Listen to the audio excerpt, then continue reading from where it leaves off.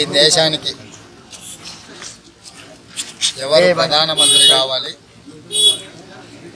ఈ దేశంలో నరేంద్ర మోడీ, ఈ రాష్ట్రంలో కేసీఆర్ గారు కొనసాగిస్తున్న రాచరికపు పాలనకు ఒక చరమగీతం పాడాలని ప్రధానంగా మల్కాజ్గిరి నియోజకవర్గంలో కాంగ్రెస్ పార్టీని ప్రజల తరఫున గెలిపించడానికి ప్రజా యుద్ధ నౌక గద్దరన్న ఆశీర్వాదంతో ఈ ప్రాంత ప్రజల దగ్గరికి వెళ్ళి కాంగ్రెస్ పార్టీ తరఫున ఓటు అడిగి ప్రజాస్వామ్యాన్ని పరిరక్షించాలి, పేద ప్రజలకు రక్షణ కల్పించాలి, అధికార మదంతో పేదల మీద జరుగుతున్న దాడులు, రాచరికపు పోకడలు వీటిని అంతమొందించాలంటే ప్రజాక్షేత్రంలో కాంగ్రెస్ పార్టీ గెలవాలి. ఆ గెలుపుకు అవసరమైన సహాయ సహకారాలు, ఆశీర్వాదం పెద్దలు గద్దరన్న, ఎందుకంటే తన జీవితం మొత్తం దాదాపుగా సుదీర్ఘంగా 50 సంవత్సరాలు ప్రజల పక్షాన వాళ్ళ గొంతుకై వినిపించింది. ఇవాళ వాళ్ళు గజ్జగట్టి గొంగడేసుకొని ప్రజలలో చైతన్యం తీసుకొస్తేనే ఈరోజు రాష్ట్రం వచ్చిన రాష్ట్రంలో జరుగుతున్న పరిణామాలు ఉద్యమకారులకే కాదు, ఈరోజు సామాన్య ప్రజలకు కూడా ఆందోళన కలిగే పరిస్థితి ఉన్నది.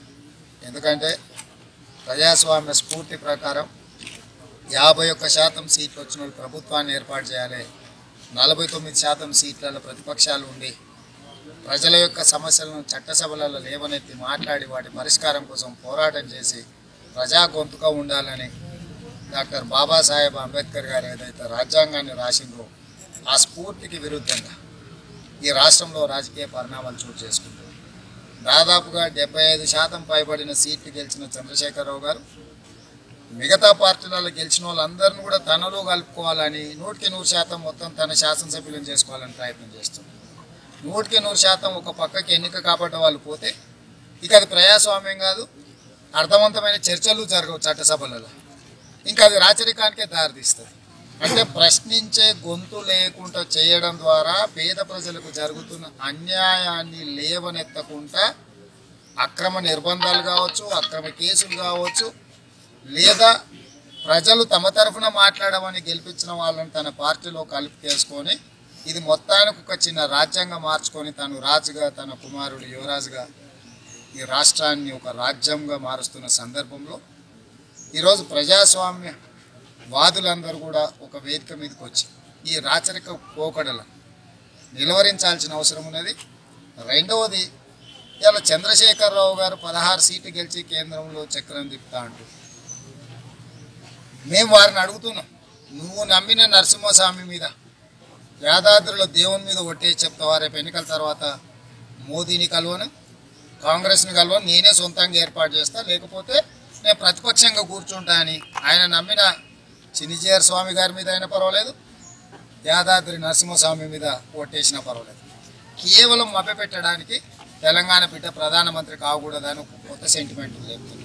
16 మందితో ప్రధానమంత్రి అయ్యే అవకాశం ఉంటే 150 పైబడి సీట్లు గెలవగలిగిన కాంగ్రెస్ పార్టీ ఏం కావాలి, 40 సీట్లు గెలవగలిగిన మమతా బెనర్జీ ఏం కావాలి, 40 సీట్లు గెలవగలిగిన మాయావతి గారు ఏం కావాలి, సమాజ్వాదీ పార్టీ ఏం కావాలి, డిఎంకే 30 సీట్ల పైన గెలిచే డిఎంకే ఏమవుతుంది? ఇలా చెప్పుకుంటూ పోతే చంద్రశేఖరరావు గారు మభ్యపెట్టడానికి ప్రయత్నం చేస్తుండు. ఇవాళ ఎన్నికలలో పోటీ చేయని వ్యక్తి ప్రధానమంత్రి ఎట్లయితాడు? ఇప్పుడు టీఆర్ఎస్ మొత్తం నిలబడే అభ్యర్థుల జాబితా వచ్చింది. పరిపాలించాలని ఓట్లు జరుగుతున్నాయి. రాష్ట్ర ఎన్నికలకు జాతీయ ఎన్నికలకు డిఫరెన్స్ ఉంది.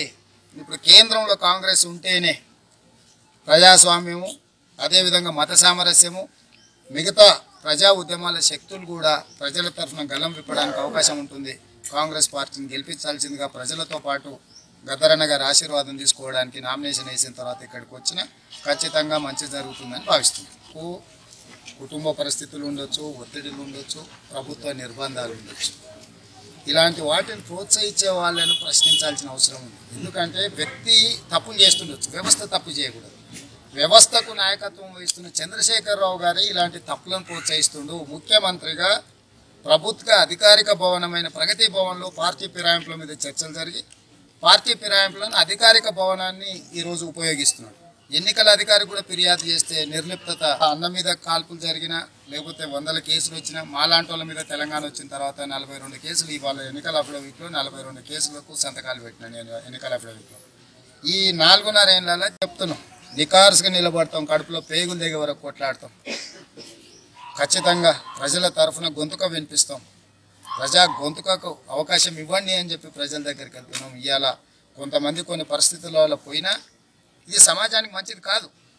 ఇప్పుడు నిలువరించి ప్రశ్నించాల్సిన అవసరం ఉంది కాబట్టి వారి అందరి సహకారం తీసుకొని జరుగుతున్న పరిణామాల మీద పోరాటం చేయాలని ముందుకొచ్చినాం. మేము విజ్ఞప్తి చేసినాం, వారి పెద్దలు విఘ్నులు సమాజాన్ని 60 సంవత్సరాలుగా చాలా దగ్గరగా లోతుగా గల్లీల నుంచి ఢిల్లీ వరకు అడవుల నుంచి పట్టణాల వరకు అన్నిటినీ చాలా లోతుగా విశ్లేషించి చూస్తున్న పెద్దలు వాళ్ళు. వారి విజ్ఞతతో వారు జరుగుతున్న పరిణామాలు ఏంటివి అది వారు సరైన నిర్ణయం ప్రజలకు కూడా దిశ నిర్దేశం ఇస్తాడు, ప్రజలకు కూడా సందేశాన్ని గద్దరైన పంపిస్తాడు. వారు కూడా అన్ని విషయాలను లోతుగా విశ్లేషించుకుని ఒక నిర్ణయానికి వచ్చి సానుకూలంగా స్పందిస్తారని భావిస్తారు. దేశ ప్రజలకు ఎన్నో త్యాగాలు చేసి తెలంగాణని సాధించుకున్న ప్రజలకు ప్రాణాన్ని త్యాగం చేసిన అమరు తెలంగాణని అంబేద్కర్ ఇచ్చిన ఆర్టికల్ 3 ప్రకారంగా పార్లమెంట్లో ఎంతో త్యాగం చేసి తెలంగాణను సాధించడంలో చారిత్రాత్మకమైన పాత్ర నిర్వహించిన సోనియా గాంధీకి వీళ్ళందరికీ వందనాలు చెప్తున్నాను, అమరవీరులకు జవాబు చెప్తున్నాను. మిత్రులారా, చాలాసేపు బయట ఉన్న మిత్రులు వాళ్ళు వీళ్ళు ఉంటే అన్నీ ఏం పెద్దగా మాట్లాడింది ఏంటి ఎట్లా చేస్తుంది. నేను ఒక విషయం, నేను సుదీర్ఘమైన జీవితంలో ప్రజల పక్షమే ఉన్నాను, ఇప్పటికి కూడా అట్లనే ప్రజల పక్షం ఉంటుందని మాటిస్తున్నాను. మేము ప్రజల పాట. రెండో విషయం, మొన్న ఎన్నికలలోనే ఫస్ట్ టైం మీరందరూ వచ్చారు. పూలే అంబేద్కర్ని రాజ్యాంగాన్ని గుండె కత్తుకొని పోయి నేను ఆ సతీమణి ఓటేశాం. అంటే ఈ దేశంలో సాంప్రదాయ ఉగ్రవాదమే భారతదేశానికి లేదా సనాతన ఉగ్రవాదమే భారతదేశానికి పెనుముప్పులా వస్తుంది. ఈ సనాతన ఉగ్రవాదాన్ని సపోర్ట్ చేసే ఏ పార్టీ కూడా మా యొక్క మద్దతు ఉండదు. నేను మొన్న ఈ దేశంలో సెక్యులర్ దేశం ఇది, ఈ సెక్యులరిజం ఉండాలి. అనేక మతాలు, అనేక భావాలు, అనేక భాషలు, అనేక కులాలు ఈ విధంగా ఉన్నాయి. అందరూ బతకాలంటారు, అందరూ మా మాటలు చెప్పాలి, అందరూ సరళంగా బతకాలి. అలాంటి వారికే ఓటేయాలనుకొని మొన్న ఓటేసాను. ఇప్పుడు అడిగితే నేను అదే చెప్పాను, నేను తప్పకుండా ఈ దేశంలో నేను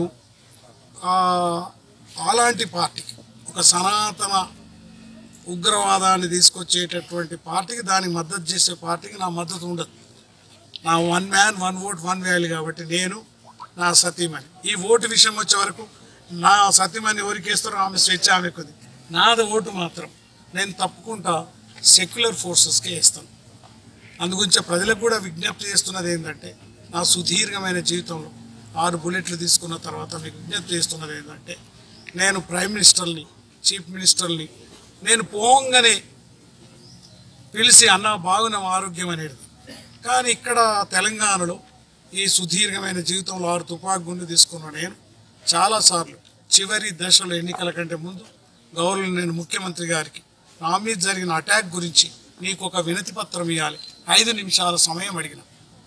విశేషమైన ప్రజలారా, భారతదేశ ప్రజలారా, తెలంగాణ ప్రజలారా, ఓ రిజిస్టర్డ్ పోస్టులో పంపించాను. 5 నిమిషాల సమయం మీతో కలిసి మాట్లాడాలి. ఏం గురించి, ఏ పోస్టు గురించో టికెట్ గురించి కాదు. ఏమడిగానంటే, నా మీద ఫైరింగ్ జరిగి 22 సంవత్సరాలు అయిపోయింది, హంతకులు దొరకలేదంటున్నావు కదా, ఎప్పుడు దొరుకుతారు, దొరకరా మీ అందరికీ తెలుసు కదా. అట్లా రేపు ఏప్రిల్ 6 వస్తే 23 సంవత్సరాలు అయిపోతుంది.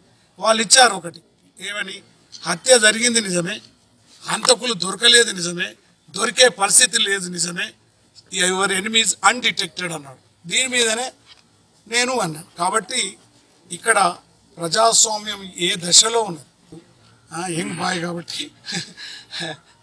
ఆయన పోరాడ రూపం, పోరాడ పద్ధతి అదంతా కూడా చాలామంది ఇన్స్పైర్ చేసినట్టు నాకు కూడా ఇన్స్పైరింగ్ ఉంటుంది. ఎందుకంటే ఎవరైనా కానీ ఒక రాజ్యము రాజుతో కొంచెం ప్రశ్నించేవాడంటే ఇష్టం, అది నా జీవితం. అంటే అంతే అదే ప్రతి వాళ్ళైనా కానీ ఈవెన్ టీఆర్ఎస్లో ఉన్నప్పుడు కూడా టీఆర్ఎస్లో ఉన్న వాళ్ళు రాజును రాజ్యాన్ని ప్రశ్నిస్తే వాళ్ళకి నేను మద్దతు తెలిపాను. ఉదాహరణకి కేసీఆర్ లాంటి వాళ్ళు మన రాజును రాజ్యాన్ని ప్రశ్నించేవాడిని ఎవరైనా కానీ ఇష్టపడతాను. కాబట్టి ఐ హోప్ దట్ నేను మాత్రం నా ఓటు ఒక సెక్యులరిజానికి వేస్తానని మీకు విజ్ఞప్తి చేస్తున్నాను. అంతే కదా. అంటే ఇప్పుడు ఇది చాలా పెద్ద విలువ త్రూఅవుట్ ఇండియాను, భారతదేశంలో ఇది చాలా పెద్ద నిర్ణయం. అంటే ఒక 60 సంవత్సరాల నుంచి ఓటేయనివ్వండి, ఎప్పుడు ఓటేయని వాడిని భారత రాజ్యాంగాన్ని తీసుకుపోయి సోనియా గాంధీకి ఇచ్చి అక్కడికి వెళ్ళి అన్న కేఎల్ఆర్కి వెళ్ళి మీటింగ్కి వచ్చినాం. శ్రీధర్ వీళ్ళందరూ కూడా తెలిసి ఇక్కడ ఉన్నారు. నేను ఒక మాట ఇస్తే నిలబెడతాను. నేను ఈ దేశంలో ఒక సెక్యులర్ భావాలు ఉన్నాను, ఒక డెమోక్రటిక్. ఇప్పుడు ప్రియాంక గాంధీ తను నా ఓటు తప్పకుండా సెక్యులర్ ఈ డెమోక్రటిక్ విలువలు కాపాడే వాళ్ళకి ఇస్తాను అని విజ్ఞప్తి చేస్తాను.